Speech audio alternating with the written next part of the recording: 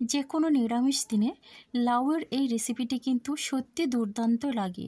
তো নমস্কার বন্ধুরা, মনীষা রান্নাঘরে সবাইকে স্বাগত।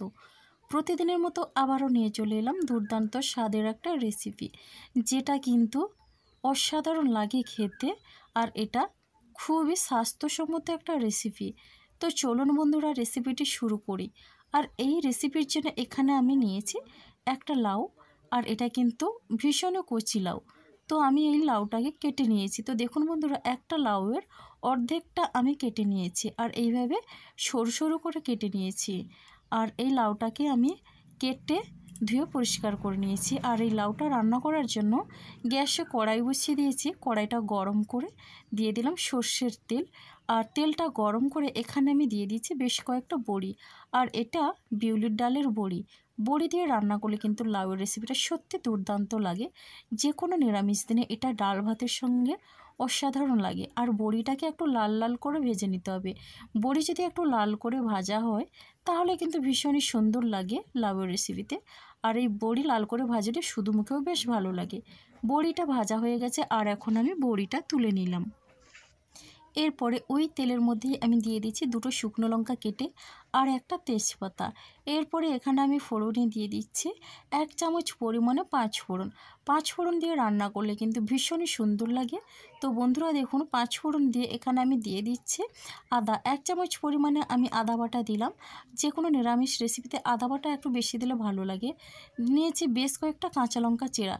ছোট সাইজের কাঁচা লঙ্কা আমি চিড়ে দিলাম। আর এই রান্নাটাতে কিন্তু কোনো রকমের গুঁড়ো লঙ্কার ব্যবহার করা হবে না।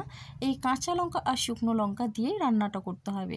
তো বন্ধুরা, এরপরে আমি আদাটা একটু ভেজে নিয়ে দিয়ে দিলাম আলুটাকে এইভাবে ডুমো ডুমো করে আগে থেকে কেটে রেখেছিলাম। তো আলু কেটে ধুয়ে নিয়েছিলাম। আর এখন আমি আলুটা দিয়ে বেশ ভালো করে নেড়ে চেড়ে নিচ্ছি। তো এখন এটা আমি ভেজে নেব।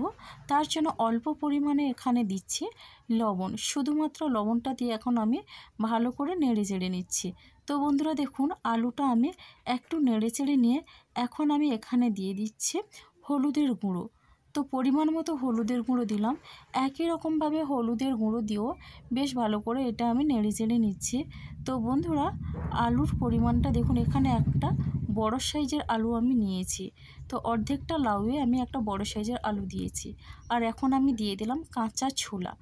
তো আমি কাঁচা ছোলা দিলাম। আপনারা চাইলে ছোলার ডাল বা যে কোনো ডাল দিয়ে রান্না করবেন, ভীষণই ভালো লাগে। তো বন্ধুরা, এখন আমি এটা নেড়ে চেড়ে এরপরে আমি এটা একটু ঢাকনা দিয়ে রেখে দিচ্ছি। আর ঢাকনা দিয়ে আমি 2 মিনিটের মতো এটা আমি রান্না করে নিয়েছি। তো বন্ধুরা, 2 মিনিট পরে ফিরে এলাম। আর এখন 2 মিনিট পরে আমি এটা নেড়ে চেড়ে নিচ্ছি। আর মিডিয়াম টু লো ফ্লেমে কিন্তু এইভাবে রান্নাটা করে নিতে হবে। তো দেখুন বন্ধুরা, একটা ছোট্ট সাইজের টমেটো এইভাবে কুচি করে নিয়েছি। আর টমেটোটা দিয়ে দিলাম। টমেটোটা আপনারা না চাইলে নাও দিতে পারেন। তো দেখুন, টমেটোটা দিয়ে আবারও আলুর সঙ্গে বেশ ভালো করে একটু মিশিয়ে নেড়ে চেড়ে নিচ্ছি। তো এখন আমি ঢাকনা দিয়ে আরও 2 মিনিট আমি রেখে দেব। এইভাবে 2 মিনিট আমি ঢাকনা দিয়ে রেখে রান্নাটা করে নিলাম লো ফ্লেমে। এতে করে কী হয় বলুন বন্ধুরা, এতে করে কিন্তু আলুটাও বেশ ভালোভাবে সেদ্ধ হয়ে যায়, সঙ্গে ছোলাটাও অনেকটা সেদ্ধ হয়ে যায়।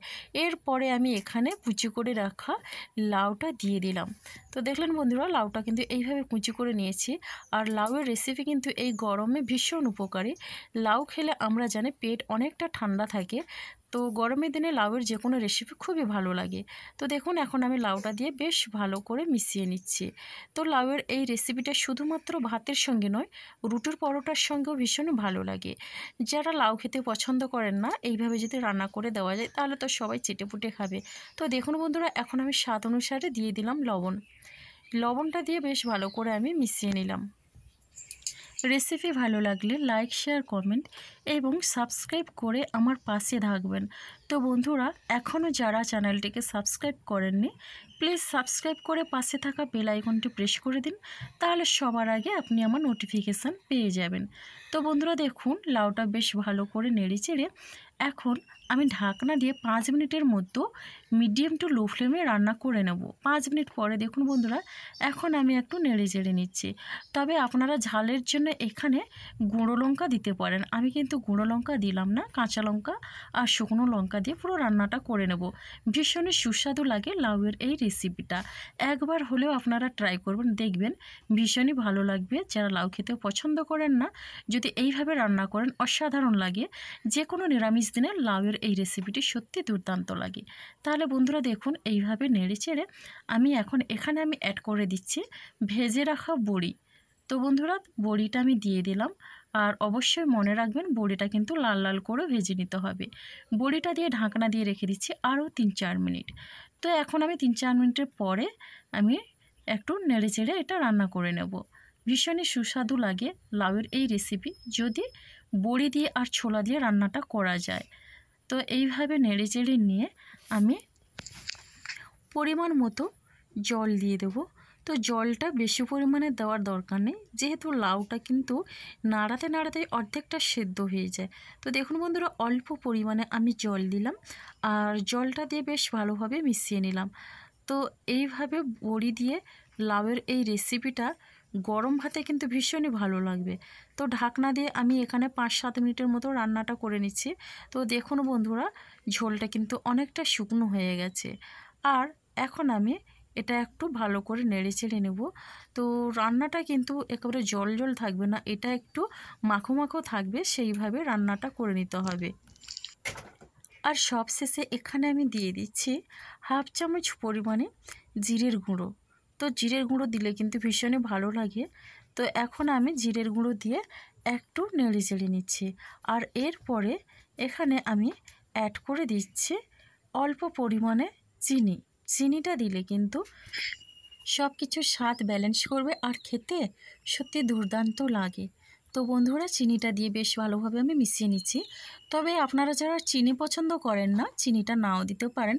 আর লাউয়ের রেসিপিতে চিনি দিলে আমাদের খুব ভালো লাগে, তাই চিনি দিয়ে রান্নাটা করলাম। তো বন্ধুরা, পরিবেশনের জন্য একেবারে রেডি হয়ে গেছে। তো দেখুন কালারটা যেই রকম দুর্দান্ত লাগছে দেখতে, খেতেও কিন্তু দুর্দান্ত। খুবই সাধারণ একটা রেসিপি, কিন্তু খেতে অসাধারণ লাগে। তো বন্ধুরা, আজকের রেসিপিটি আমার এই পর্যন্ত। আগামীকাল আসবো আবারও একটা নতুন রেসিপি নিয়ে। আপনারা সবাই সুস্থ থাকুন, ভালো থাকুন। অসংখ্য ধন্যবাদ।